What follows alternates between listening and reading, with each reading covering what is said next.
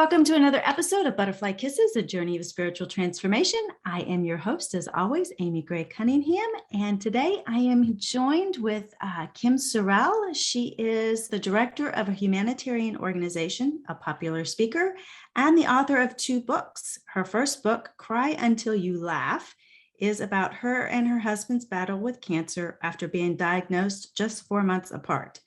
Her second book, Love Is, chronicles her year-long quest to figure out the true meaning of love, which we're going to go into a lot about on the show today. And sometimes funny, sometimes scary, always enlightening journey that led to a life-changing discoveries found mostly on the streets of Haiti. So please help me welcome Kim to our show today. Hello, Kim. Thank you. Hi, Amy. Yeah, thank you so much for having me. I've really been looking forward to this. I am so grateful to have you on today. We have so much in common, a lot in common, but we do. There's a sisterhood already between us, I think. Yes, definitely. So tell us a little bit about your story and your books, but definitely about your journey of spiritual transformation for your personal self here. Yeah, well, it's an interesting thing. I was diagnosed with breast cancer a few years ago. And anytime you hear the word cancer, it's scary, right? Definitely. And I didn't know that there's choices to make and things you have to decide on, and you can see more than one doctor and all the things that are involved with it. And after being diagnosed, I didn't find any book at the bookstore that was anything but medical or depressing. And so I started writing as therapy for that, and just continued to write. My 4 months after my diagnosis, my husband was diagnosed with pancreatic cancer and passed away 6 weeks later. Oh, wow. So it was so strange to go from being taken care of to being caretaker and walking through his cancer stuff and kind of putting mine on hold for a bit during those 6 weeks. And it was an interesting time of life. So unexpected. I was 47 years old, and you just expect to grow old with somebody, with your person, right? Mm-hmm. To be on the rockers in your 90s drinking lemonade. So it was a big change in life. Mm-hmm. Totally get that. Yes, you do. So anyway, so that was my first book, Cry Until You Laugh. But hanging on to God certainly was the thing that brought me through it. Like having a spiritual life, recognizing that there is a higher power, and that there are things that happen to us in life that we would never choose, that we have no choice over, we have no control over. Like I would never choose cancer. I would never choose losing my husband. You wouldn't choose the stuff you've gone through. We wouldn't make those choices, but the choices that we can make are how we're going to live and how we're going to contribute to society and what kind of a person we want to be. And I choose to be happy and helpful and loving and kind. And so I hang on to those choices because they're ones that I can make. How does love play a role in all of this for you? You know, for a while, I didn't know where love played a role, because losing my husband really made me question love, what love really is.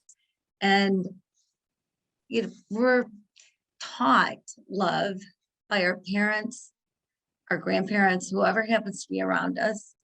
A lot of things we learn about love are not love. A lot of things done in the name of love is not love. And so what is love really? There's no manual on love. There's no love for dummies. And so we learn as we go. And so I questioned it. I thought, God, am I doing this thing right? And I was so in love with my husband that I was broken when he died, and wondered if I could love again and what that would look like and what love even is for anybody. And so I decided I had to figure it out. What I did figure out changed my life. and made such a difference in my whole healing process and in my life in general. And I think the things I figured out would change anybody's life. What's some of the things you figured out? Well, so I took this journey, right? I went to Haiti. That's what you do after you're widowed. I guess you go to Haiti, and of all places in the world. And I decided I was going to take this 2,000-year-old poem, love is patient, love is kind, does not envy, does not boast, etc. And I was going to take it one word at a time and figure out what is love that is patient, what is love that is kind, and dedicate an entire year. But I kind of messed up because there's 14 words. So I couldn't quite fit it in a year. So it took me a little bit longer. But right out of the gate, love is patient. You know, I know what patience is. You know what patience is. You're not honking if you're stuck in traffic. You're not stomping your foot because you're ready to go when they're not ready to go. That to me was patience. But what I figured out is love that is patience is different than that. Anytime you put love is or love isn't in front of anything, it changes the meaning. So what I figured out is love that is patient is loving who you're with. When I believe you should love everybody. So loving who you're with enough to recognize that here right now, this is the most important moment of your life. What's in the past is in the past. What's in the future is yet to come. Yeah, how many times are you with somebody, but you're not really there? Because I was so guilty of this, like thinking ahead of a meeting that I had later or stopping on the way home to get milk or whatever it happens to be, or distracted by something going on in the background and not being fully present here in this moment. And this moment's going to come and go with or without us. And to love the person you're with, to show love that is patient, you're fully engaged, listening to words. It's amazing how that changes things. Confrontations turn into conversations. They never get into a confrontation. It's amazing what a difference it makes when you really are there, are present in the moment and loving the person that you're with. That is very good advice. I have a hard time with that sometimes, is being fully present with that person. I work on it, but it doesn't come easy. My brain Yeah, is always 3 steps ahead of me. right. It has taken a lot of practice for me too. I continue to practice it, but it, yes, took me a lot of practice. It was very difficult at the beginning, just because like you, my mind is wandering. I thought I was the greatest multitasker in the world. Like I could think of 3 things while I'm having a conversation and knitting a blanket. I don't know, whatever. But the truth is I'm not a great multitasker. Like I need to focus to be right here. How do you do that? Focus. I think it comes down to focus. It comes down to desiring, first of all, to want to focus, to want to be present, to want to be here. So often I would say to somebody, how are you? You know, we just kind of throw that out. Hey, how are you? And don't necessarily want to stick around for the answer. But sometimes people need you to stick around for the answer. They need to talk to you about what they're going through. They need a listening ear. They need someone to care. And love cares. You know, if you love somebody, you care. And when you say, how are you? You mean it. You want to know. So I think it's just working on the focusing and wanting to work on the focusing. Say sometimes the biggest gift you can give someone is just a smile. I love that. That's good. Yeah. Sometimes you never know what a smile can do for someone, because you don't know what someone else is going through at that particular moment. So true. Yeah, I like to be in the grocery store and see somebody acting angry, and so then it makes you mad. And well, first of all, it shouldn't. Like nobody should control your emotions. You are the only one in control of yourself. But you don't know what that person's going through. Maybe they just lost somebody, or maybe they got a tough diagnosis, or who knows, going through a divorce or whatever. But I say throw them a bone, give people some slack, realize we're all human and we're all going to have bad days, and love people through it. Love them anyway. Exactly. You just never know.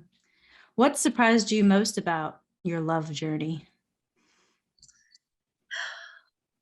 There were so many things really that were surprising. The whole fact that every word was different than I expected. Like, I started every chapter with what I think it's going to mean. And then the story of what brings me to the truth of that part of love. One of the things was love doesn't keep a record of wrongs. I was kind of dreading doing that one. And I thought, well, Mhm. you hear forgive and forget, right? And maybe you'll forgive, but you don't forget. We don't forget the things that happen to us. We don't forget our life experiences, what we go through. So I thought, love doesn't keep a record of wrongs. How do you possibly do that? How do you not do that? So that month when I was working on that, I'd gotten a phone call from a man from the US. I was working on a water project in Haiti, and they wanted to come and see the water project to see if they wanted to be involved. So 8 American men came over, and then I had 2 men, Haitian friends, to translate and help. And we drove out into the countryside, and we got to where we were going to stay. And it was a small building with 2 rooms and 4 twin size beds in each room, and a small yard with a cement wall around it. So, but we brought a couple cots and we brought an air mattress. So I'm thinking we're fine. We can all sleep in the rooms. We're good. Well, the head guy of the American men pulled me aside. Kim, can I talk to you? I'm like, sure. And he said, did you see the rooms?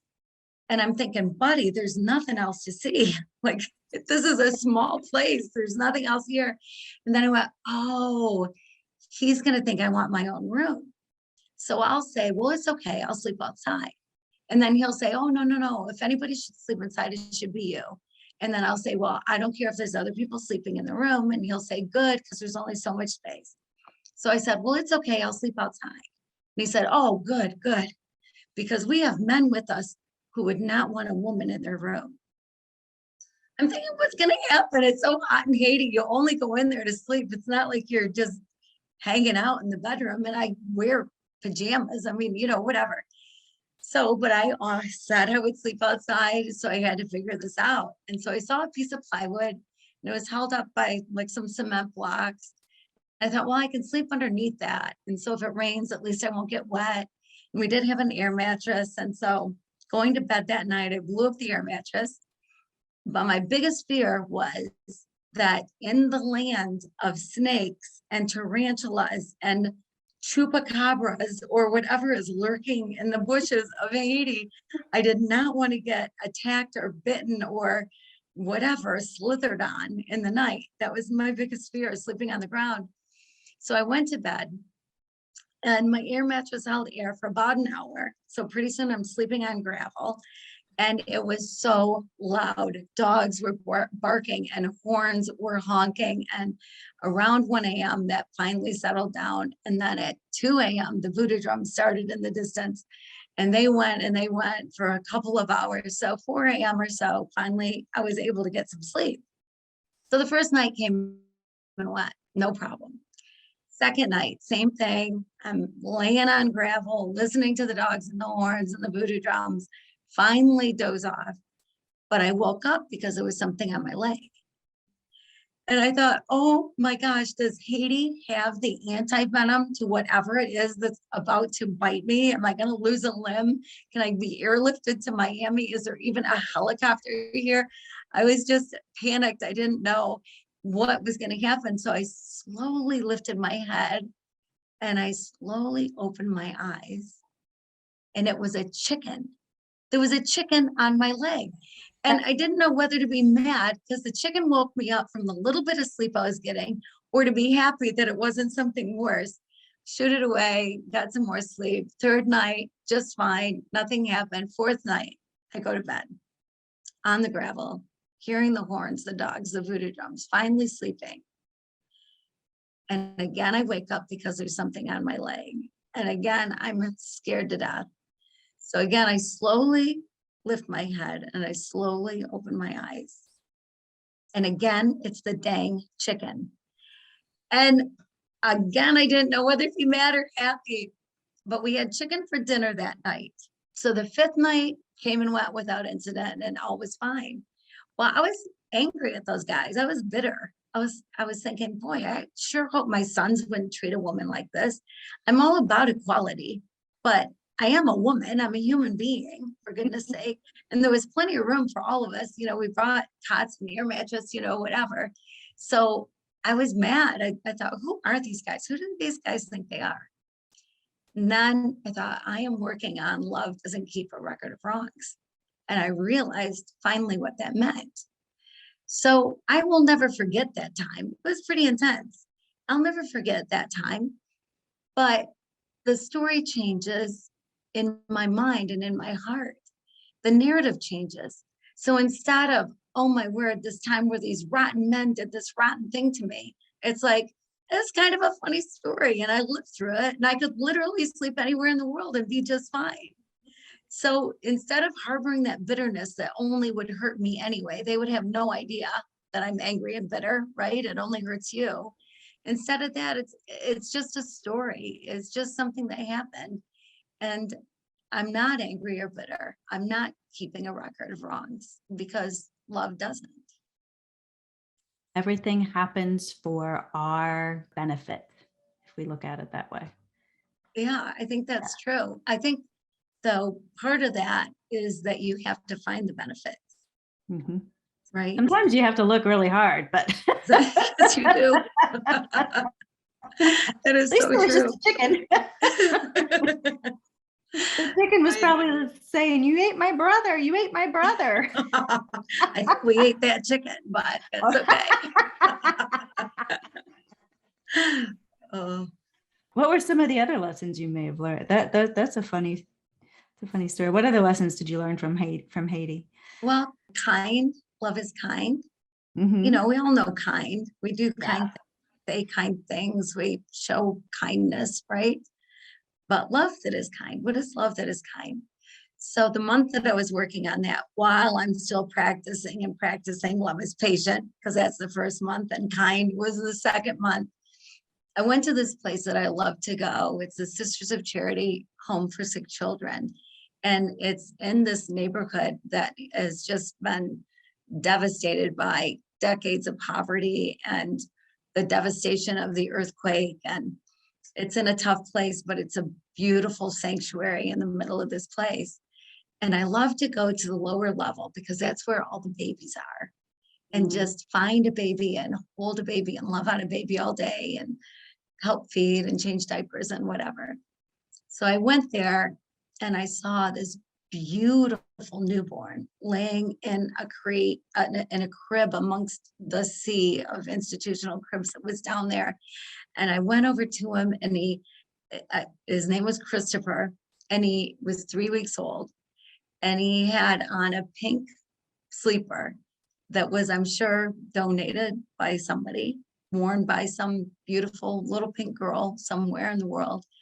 And he was just gorgeous. And he looked so relaxed.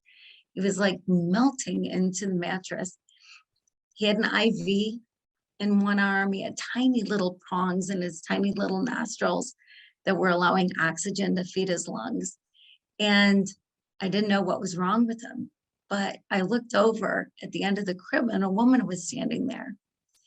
And she was just this petite, wonderful, sweet looking woman who just looked so sad. And she had on a white dress that had yellow smiley faces on it. And I thought, wow, you know, for this sadness and these smiley faces, what is happening? Well, that was Christopher's grandma, Natalie. And Natalie's only daughter was Christopher's mother. And she died shortly after giving birth to Christopher on her dirt floor of her one-room house. And Natalie thought at first Christopher wasn't keeping milk in his stomach because it wasn't his mom's. But as time went on, he grew less and less interested in the bottle and more intent on sleeping. So she held him tight for miles, walked for miles to get to the Sisters of Charity. And they found her a place, of course, and welcomed her in and started an IV, but they don't have a lot of medical equipment there. So with the most things that they have, that stethoscope, they figured he must have an abdominal obstruction of some sort. So that would require surgery. So they were trying to figure out what to do and how to make it happen. If that happened in the United States, that baby'd have surgery, all is well, life is great, right? Mhm. But we're in Haiti, where doctors are scarce and hospitals are scarcer. And so at one moment in the day, Christopher stopped breathing. And in a panic, we figured out that the oxygen line had a kink in it. And as soon as we unkinked the line, we all breathed again. So we knew he needed oxygen to get him from where he was to the hospital. And so a doctor was ready for him and was on alert that this baby would be coming, but we needed a portable oxygen tank. I called everyone I knew in Haiti to try to find a portable oxygen tank. In a city with 2 million people, no one could find a portable oxygen tank, one portable oxygen tank. So without oxygen, he would die. Without surgery, he would die. Poor Natalie, who now we're holding on to each other and bonding like women do, like mothers and grandmas do. We're bonding over this wonderful little boy, but she had to make the choice of what to do. And surgery was really the only choice. So they pulled a van up as close as they could to the nearest store, and they kept the motor running. And one of the sisters grabbed his IV and the other sister picked him up in her arms, and in a rush of habits, they all disappeared through the door. I look back at the crib and Natalie is standing there. And I'm like, Natalie, go, go. And she was pointing down at her feet and she didn't have any shoes. And she knew they wouldn't let her in the hospital without any shoes. So I whipped off my sandals and I put them in one of her hands and I grabbed her other hand and I ran with her to the door. And she ran and hopped in the van just as it was pulling away. And so I gave her my sandals. Anybody would. Anybody would. I would give her my sandals any day so that she could hold that baby, so she could be with Christopher. Anybody would do that. So I did something kind, love that is kind, and then recognized what it is. Love that is kind is no expectation love. I knew I'd never see my sandals again. I knew I'd never get paid for them in any way or thanked or any expectation of anything. And that's what love that is kind is. How many times have I said or hear somebody say, wow, they didn't even say thank you. Or I went to their daughter's graduation party. Where are they at mine? And anytime though, you expect something in return for your kindness, it's no longer love. Then you're doing something to get something. And that's not what love does. Love is kind, period. But I also realized that day that what Natalie gave me was so much more than a pair of sandals. To share that baby with me, to share her only living relative with me, and the bond that we made, I will never stop loving Christopher, and I will never stop loving Natalie. And what she gave me that day, letting me be there and be present with her, was so much more than a pair of sandals. And she knew she was getting nothing in return. She had no expectations of getting anything in return. You know, you had mentioned at the start of our conversation that there's no way you would have chosen cancer or chosen losing your husband. But had those things not had happened in your life, do you think you would have ever ended up in Haiti with this woman having this experience at that time in your life? No, no, Would absolutely. You're spot on. I don't think I ever would have had that experience. would you change that experience? I know this is a hard question to ask. I wouldn't. I wouldn't. My cancer, obviously, I'm alive and well, and here talking about it. Losing my husband, I would have loved to have grown old with him for sure, but he was so true blue. He was the greatest guy. He believed strongly in God and an afterlife and going to heaven. And I believe that too. And he was so faithful and so wonderful. So I was 47 and he was 51 when he passed away. And I have never begrudged him for it, because I thought, man, to go to heaven at 51 and never pay another bill, never have another ache or pain or a cold or flu, that's not so bad. Yeah. That's not such a bad deal. And so good for him. Good for Mhm. him. And so, yeah, I wouldn't change it. I Yeah. wouldn't change it. Because your experiences in Haiti have really changed who you are from the way it sounds. And it's a miracle all in its own. I did an episode several months back about bus stop conversations, and how sometimes I think that before we incarnate into this world, we actually have conversations with other souls. Whether or not this is true, I don't know, but it's kind I of like that interesting. idea. Yeah. And we come into this earth plane with things that we want to do and learn. And so there's certain things, like, my husband passed away at 51 as well. And his passing, would I have wanted that to happen? No. But since then, things have happened, like the starting of Butterfly Kisses and the people that I've met and the things that I have learned that I probably would not have done had that experience not have happened in my life. So that's why I asked that question. And Right. It's amazing how your path changes mhm, when there's big events. If exactly. you let it. I think that's part of the key, right? Is Very you true. gotta let it. Yeah. Yeah. You have to let the healing take place.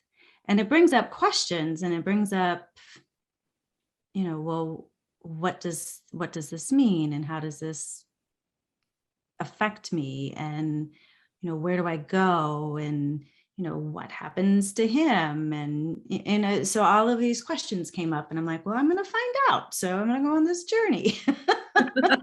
You go to Haiti. Yeah. I go to podcasting. Everyone has their own path. Yeah. I seriously thought about selling the house, getting an RV, and traveling across the country. So, Well, if you decide to do that, please invite me along. okay, I might do that. I still haven't given up that thought yet. So who knows? I might still do that. So tell us about, I saw on your website you have a 14-day love challenge. What is all of that about? Yes, so 14-day love challenge. So um, it's free.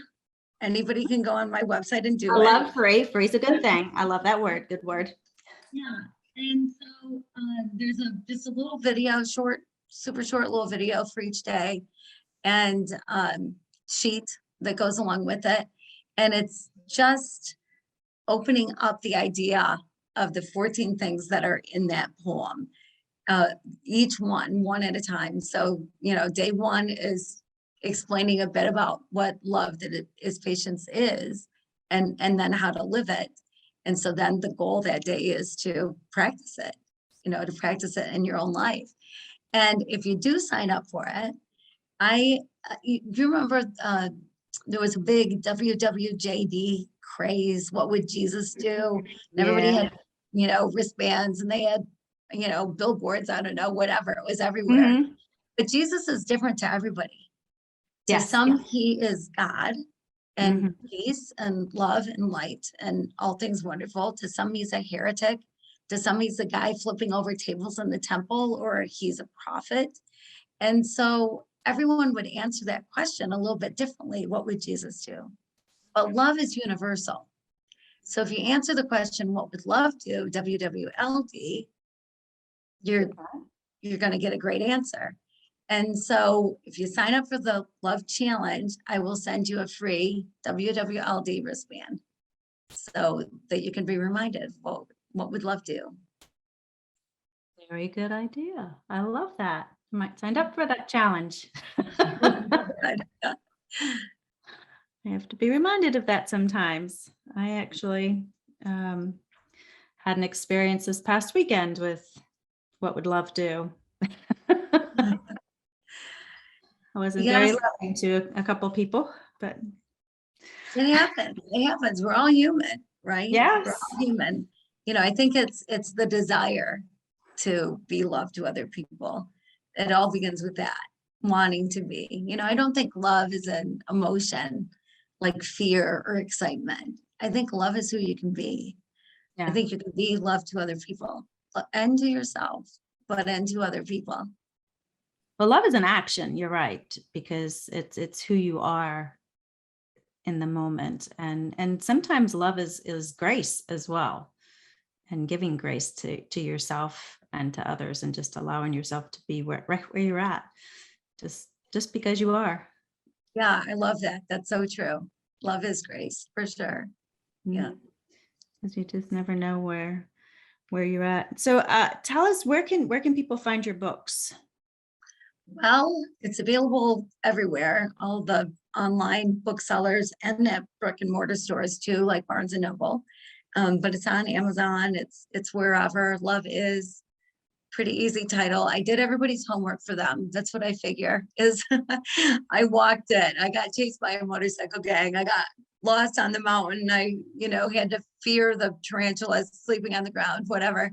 And so I did everybody's homework for them. I did your homework for you. So Tell us love tell us is, about the story of getting chased by the motorcycle gang. oh my word. Oh, you have to tell us about that story. I saw that. I was like, oh, I've got to hear that story. Oh my goodness, it was crazy. We were working on a project. I was working on a project in Haiti, and I have a Dominican son, and we have projects over in the Dominican Republic as well. I run a nonprofit organization, and he'd come over with a truck. So I had to drive this truck back over the border from Haiti to the Dominican Republic and then to Santo Domingo area. And so I was with two friends, two guy friends from my area. I'm in Michigan. And we thought this is no big deal. They'd never crossed the border before, but I crossed the border before. So I didn't think it was a big deal, but we got there and part of it was underwater. And I've always been told, don't stop on the Haitian side, don't stop on the Haitian side. Because previously, when I crossed the border, one building had both Haiti Customs and Immigration and Dominican Customs and Immigration. You just walked a few steps to get the second stamp. So I thought, I know where the building is. We're going through this gate and we're going over there. Well, we got over there and people are waving us down, trying to stop us, but we didn't stop. And come to find out, we did have to stop. So here it's flooded and we have this pickup truck with tools and everything in the back of the truck. So one of the guys stayed with the truck and the guy came up to us, a Dominican who spoke English, which was wonderful. And he negotiated with a couple of guys on motorcycles to take us back over the border where we should have stopped and get our passport stamped and come back over. And the water was high, like my feet were getting wet on this motorcycle. So we'd negotiated price. So we went, came back, whatever, got everything stamped. Finally, we were on our way. And we left the guy in the back because we didn't want anything stolen. So we left my friend in the back and he starts yelling, go, go, go. We're like, what's going on? And then we realized that someone was throwing rocks, like big rocks at the truck. People were chucking big rocks. And, he fortunately, he didn't get hurt, but he could have gotten hurt. And then we saw that these motorcycles are behind us. And so we just went as fast as we could. Like I wasn't driving, my friend was driving, and it was like being on a racetrack. You turned into Mario Andretti. We were taking curves on two wheels, it felt like, and these guys were just in a hot pursuit. And my friend said to me, why are they chasing us? I'm like, whatever. But when we finally got away from them, finally got enough distance, he said, why were they chasing us? What did they want? Well, what had happened was we had negotiated a price, and I thought it was a fair price. It's what they wanted. And so when they asked for money, they wanted more money. And I said, no, we negotiated the price. This is the price. And we argued back and forth for a while, but I handed him what I promised and we left. Well, because I didn't give him more money, that's why we were being chased. And so I told my friend this and he said, well, how much more did they want? Then I was a little embarrassed because they only wanted another $5. And so maybe I should have paid the money instead of getting chased by these guys. But I didn't, obviously. So yeah, it was fun. It was a good time. What did your friend say to that? Oh, that's hysterical. Yeah, I don't think he was real impressed actually with that. What lesson were you learning on that one? What kind of love? Well, I was working on Love Doesn't Easily Anger. And here these guys were obviously angry, right? And I was trying to keep my cool. Love doesn't easily anger. Love doesn't easily anger.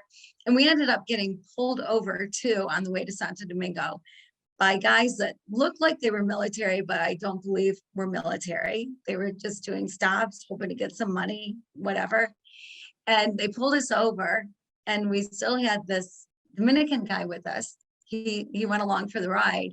And so he's saying, he says, get out of the car. So we get out of the car. So we're all standing there. And then he says he wants your passports. I'm like, no, I'm not going to give him my passports. I mean, then he could just shoot me.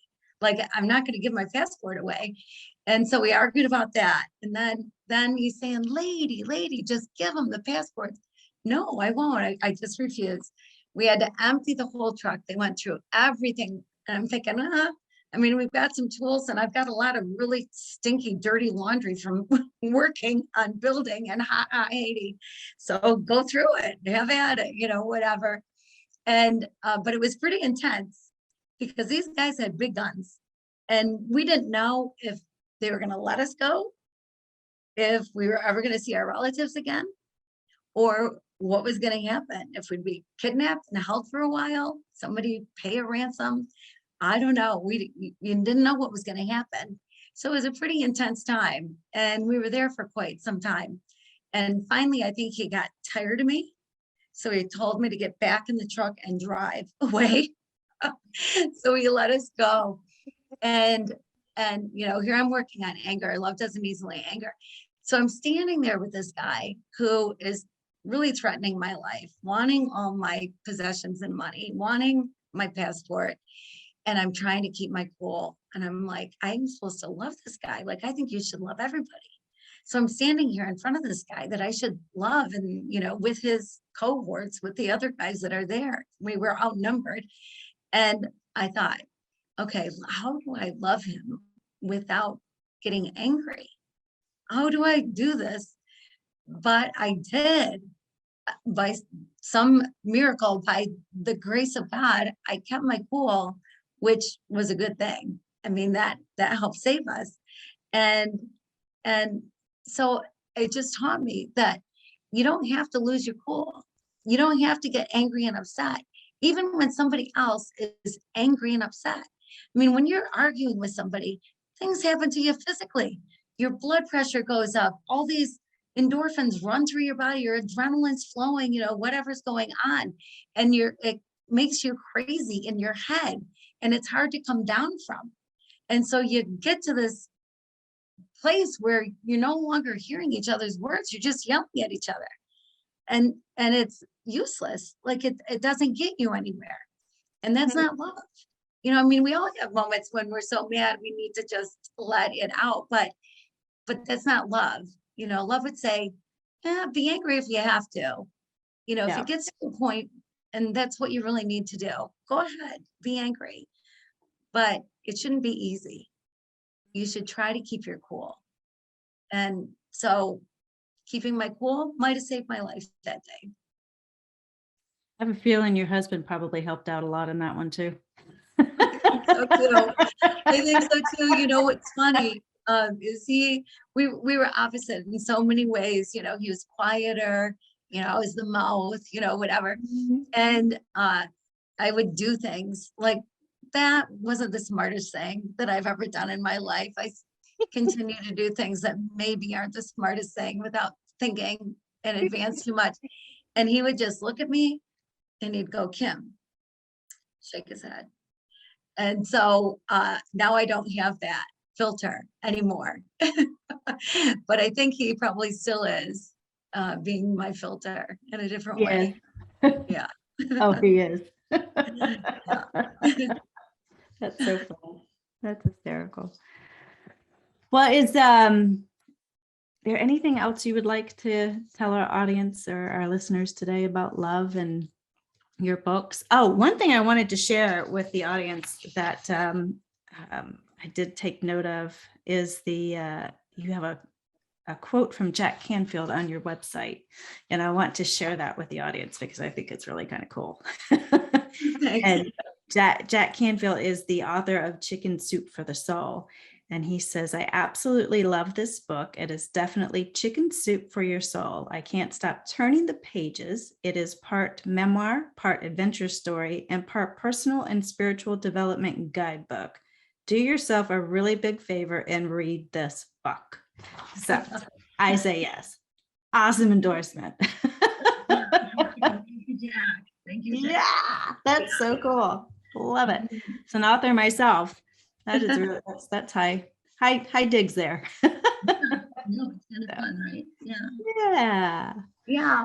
So, the one thing about love, like there's all these, the 14 different things, right? And more, I'm sure, but those 14, but there's this overall arc of all of it. And it's love, loving the right way, real love, true love, showing that, living that is complete and total freedom. Because you are free to just love. No condemnation, no judgment. You allow people to be who they are. Live who you are. Be your true self. Everyone should be allowed to just live who they are. And funny thing, we don't change people anyway. We don't control people. We are in control of ourselves, and that's it. So in just loving people and allowing them to be who they are, you can have a different opinion. There's nothing wrong with that. It makes the world a little bit spicier. It'd be kind of boring if we all believed the same thing, thought the same way, did the same things, right? So it's okay to have another opinion. And when you stop and listen with love that is patient and not just assume what somebody's going to say based on their political party or their country of origin or whatever it happens to be, you find out you have a lot more in common than you think. And so loving, just loving, is the freest way to live, because that's all you have to do is love. All you have to do is love. I love it. Love is. Thank you. One last question that I ask all the guests. If you have an hour to sit and talk with someone on a park bench, whether that person be alive or dead, who would that person be and what would you talk about? Oprah Winfrey. Yes. I love Oprah. And I would just sit and listen and soak in what she has to say. But I'd love to get her perspective on love and life. I would love to just have that conversation like a Super Soul Sunday and just sit and talk with her. She's a pretty wise woman. She is. She really is. Maybe we can get Oprah on here one day and we can all three sit and have a chat. I like that idea. I think we should. Yeah. Yep. We'll put it out there in the universe. Oprah, if you're listening. That's right. You're invited. Let's do this. You're invited. Have a chicken soup Sunday. I love it.